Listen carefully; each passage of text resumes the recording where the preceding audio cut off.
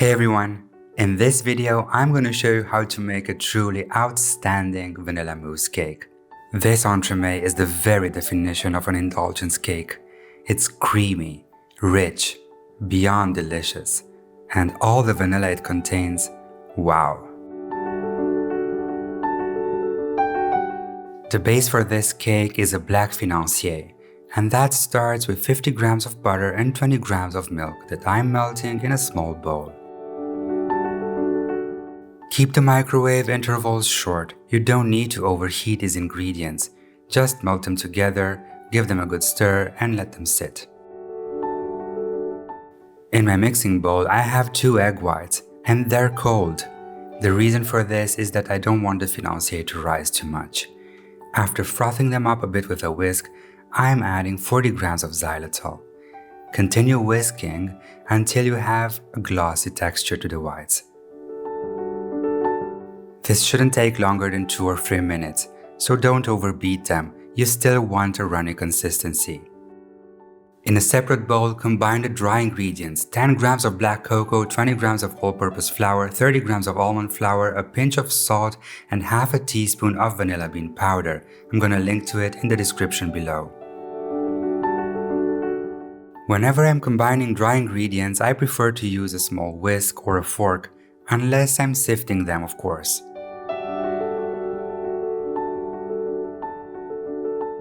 Now add this mixture to the egg whites and watch the magic happen. Fold just until well combined. You don't want to deflate the whites. They'll turn almost black. And when you have a homogeneous mixture, stop folding. Then take a very small amount of the black egg whites. Yeah, I know how that sounds, but that's what it is, and add it to the milk and butter. Mix that very well and add a little bit more. This will make it very easy for you to incorporate all that fat in the light whites. And this really is what makes a Financier: almond, butter, and egg whites. Fold gently until the batter is homogeneous and you'll notice that it becomes shinier. Then pour it into an 18 cm silicone mold. If you don't have one, use a springform pan. Just make sure you grease it and line it with parchment paper.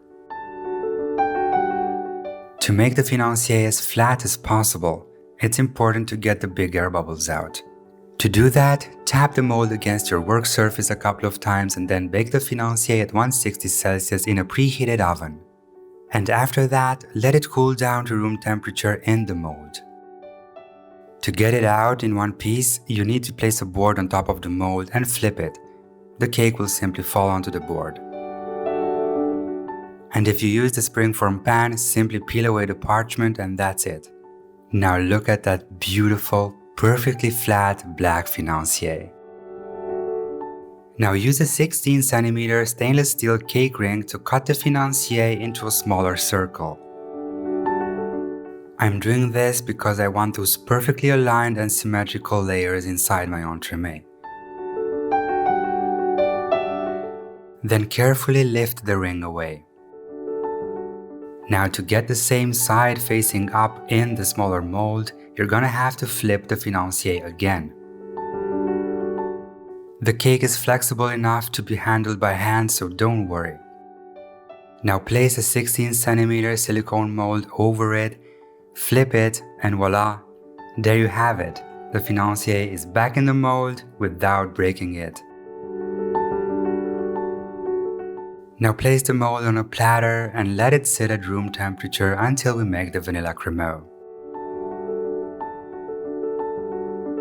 Place a sheet of gelatin in ice cold water and let it sit. What gives this cremo its luxurious taste and aroma is a Madagascar vanilla pod. I'm gonna link to it in the description below and I really hope you check out the store. And please note that this is not an affiliate link. I'm doing this out of love and respect for the people who run it. Not also do they have the best vanilla you ever tried, but it's also ethically sourced and fairly priced. So do check them out. And you can see how oily this pod is. I really wish you could smell it. Slit it lengthwise with the tip of your knife and then scrape out the seeds. And if you made it this far, until I scrape the vanilla pod, I'd really appreciate it if you give this video a thumbs up and subscribe if you haven't done so already. It really helps the channel more than you can imagine, and it keeps me creating. The vanilla seeds go right into a double bottom pot with 120 grams of milk. Drop the pod into your favorite drink and let it sit for a few months. You'll thank me later. Now add 2 egg yolks to the milk and mix very well. You do want to do this before you take the pot to the stove because you want to disperse the vanilla seeds throughout the milk and make sure that your egg yolks are perfectly incorporated so they don't curdle. Take the pot to the stove and on the smallest flame keep whisking until you reach 82 degrees Celsius. At that point, cut the heat and add 20 grams of cold butter. Mix until the butter melts completely and then squeeze out the excess water from the gelatin sheet and add it as well. And after you mix in the gelatin and you notice that the mixture is very shiny, add 120 grams of white chocolate. Cover the chocolate with the hot custard and let it sit for 2 minutes before you start stirring. And after a few stirs, just to make sure that nothing stuck to the pot, blend the entire mixture for 1 minute. This will emulsify it and make it incredibly smooth. Then give it another stir, scraping the sides and bottom of the pot and pour it over the black Financier. Oh, if you could only smell the vanilla at this point. Shake the platter to get the big air bubbles out. This is very important whenever you pour a cream into a mold. Then pop the big air bubbles with a toothpick and refrigerate the whole thing for an hour before you freeze it for 4 hours. To start the vanilla mousse, hydrate 3 gelatin sheets in ice cold water and let them sit.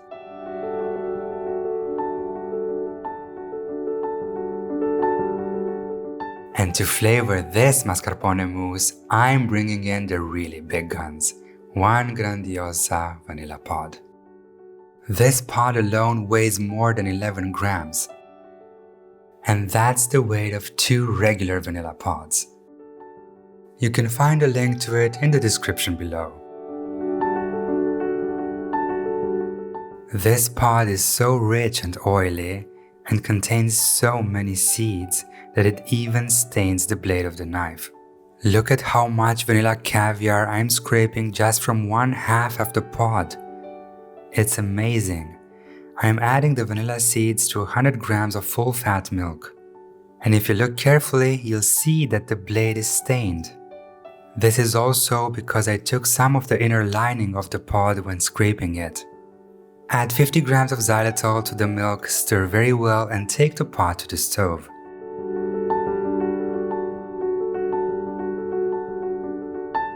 Heat the milk on the smallest flame, stirring it at all times.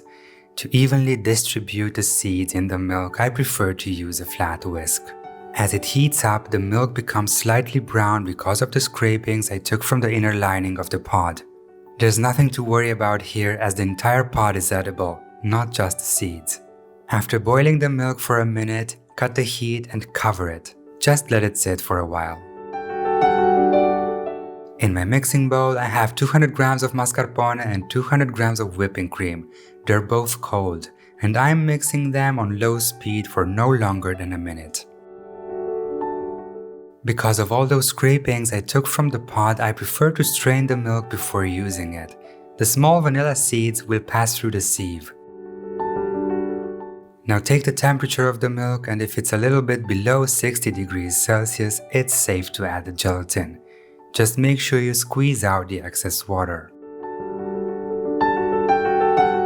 As always, whenever you mix gelatin into a hot liquid, you know it's melted when the liquid becomes shiny and glossy. At this point, the vanilla milk is still too hot to add to the cold whipped cream and mascarpone.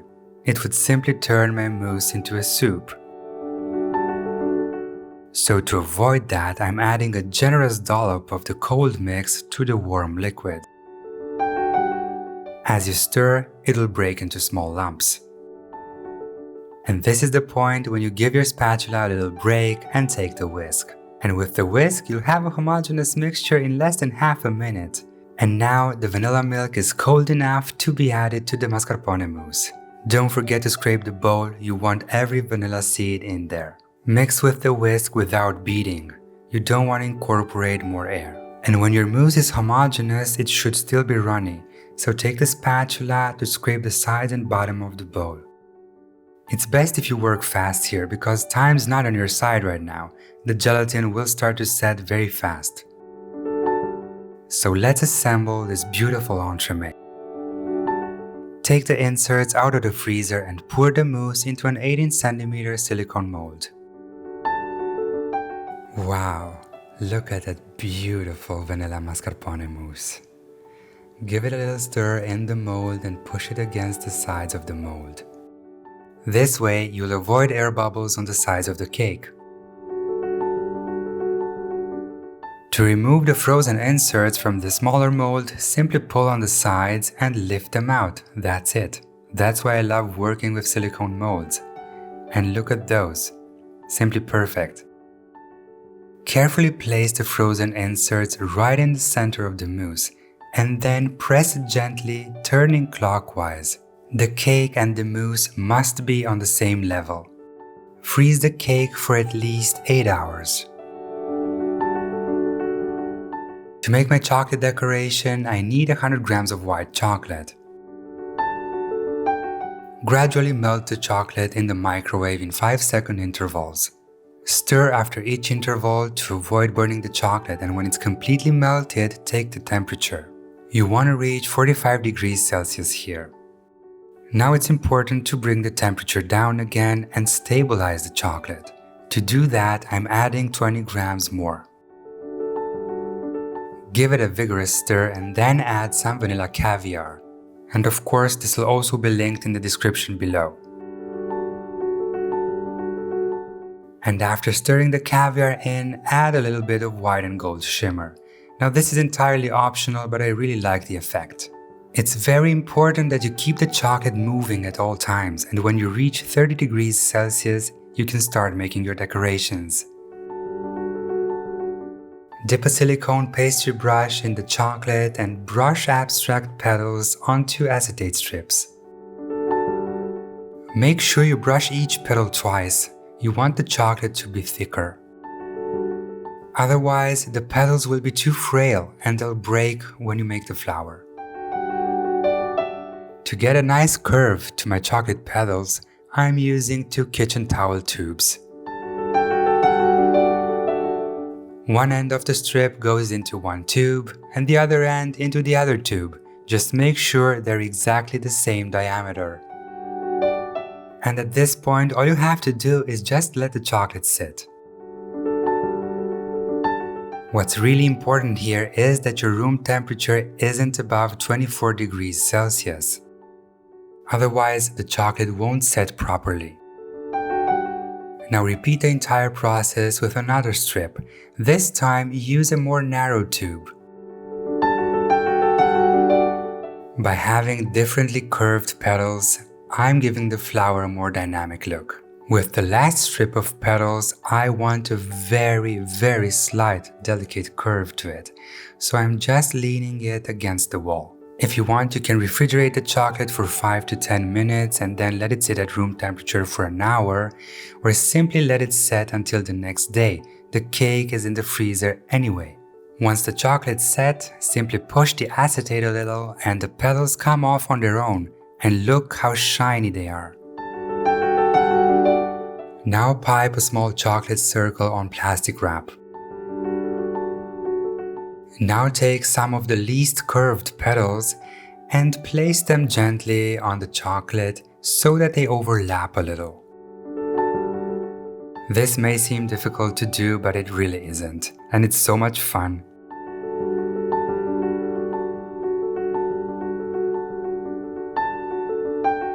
Once you have a base layer, in my case it took 6 petals, pipe another ring above them just to make them stick together, and then take more angled petals and repeat the entire process.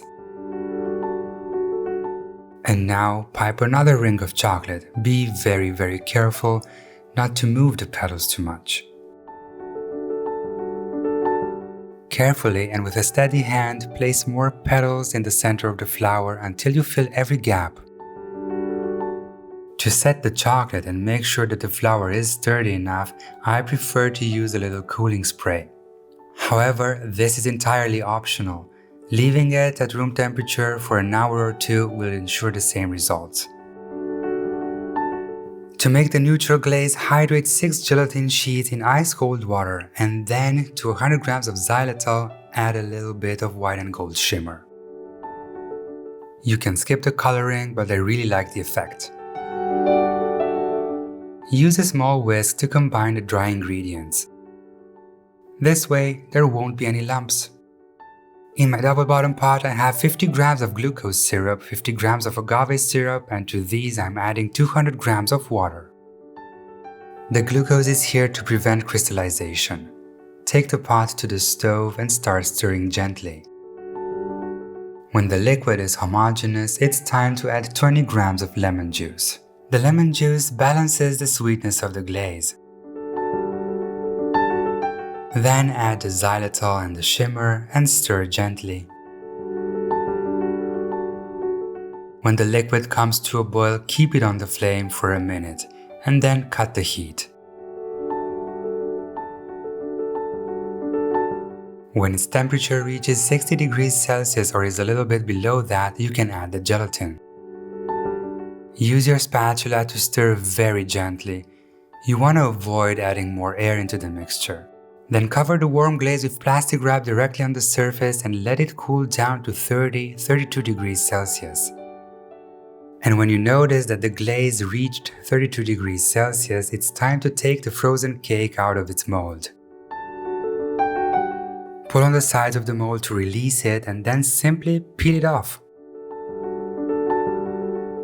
Place the frozen cake on an inverted bowl that sits on a large plate. Slowly pour the glaze starting from the center of the cake and circling your way outwards.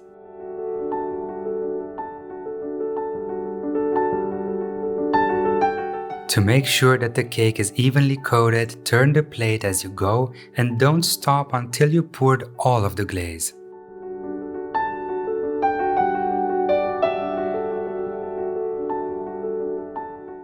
As soon as you're done glazing, take a very small spatula or a knife and remove the excess drippings from the base of the cake.